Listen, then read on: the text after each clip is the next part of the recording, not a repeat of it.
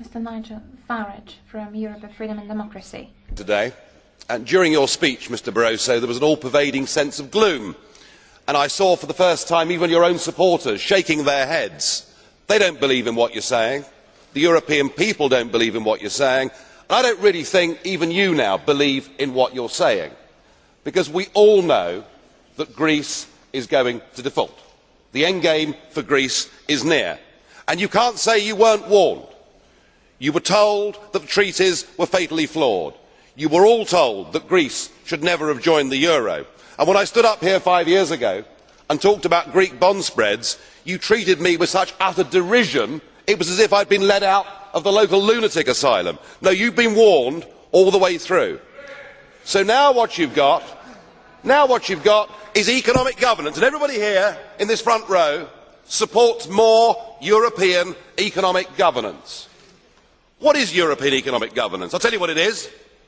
It's a plane landing at Athens airport, out of which get an official from the Commission, an official from the European Central Bank, and an official for the appalling IMF. And those three people, the Troika you call them, go in, they meet the Greek government, and they tell the Greek government what they may or may not do. You have killed democracy in Greece. You have three part-time overseas dictators that now tell the Greek people what they can and can't do. It is totally unacceptable. Is it any wonder that Greek people are now burning EU flags and drawing swastikas across them? You are, frankly, unless Greece is allowed to get out of this economic and political prison, you may well spark a revolution in that country. I suppose there is some good news at least, and that is that in Germany people are waking up. Right up to the President, people are saying all of this represents the death of democracy, none of this can work, and the German people simply will refuse in the end to pay the bill. Your one achievement is you have split Europe between north and south. The Greeks now badmouth the Germans. The Germans badmouth the Greeks. I have one last plea, Mr. Barroso. Will you please help Greece?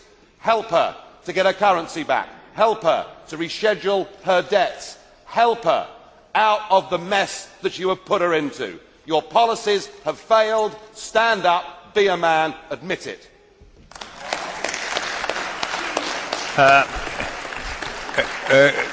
Mr. Farage, is a blue card to you. Do you agree? Okay. Pan Lambert. Mr. Lambert. Mr. Farage, you're a very good speaker here. I admire your skills, but I have one question to you.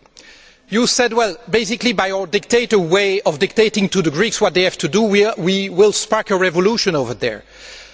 What I noticed over the summer is that the closest we got to a revolution was in the streets of London, and that's not part of the euro. So I'd like to see how you believe that we are going to get out if it's everyone on its own. Thank you.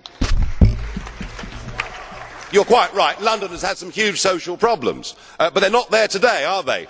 The difference is that in Greece these protests go on day after day, and I put it to you that if you strip from people, if you rob people of the most powerful thing they possess in a free society, their ability to vote for and to fire their governments, their ability to be the masters of their own destiny, if you take that from them, all they are left with is civil disobedience and violence. And so what you are doing in the name of economic governance is something that is incredibly dangerous, and far from this European project being something that will engender peace, it is likely to do the very opposite.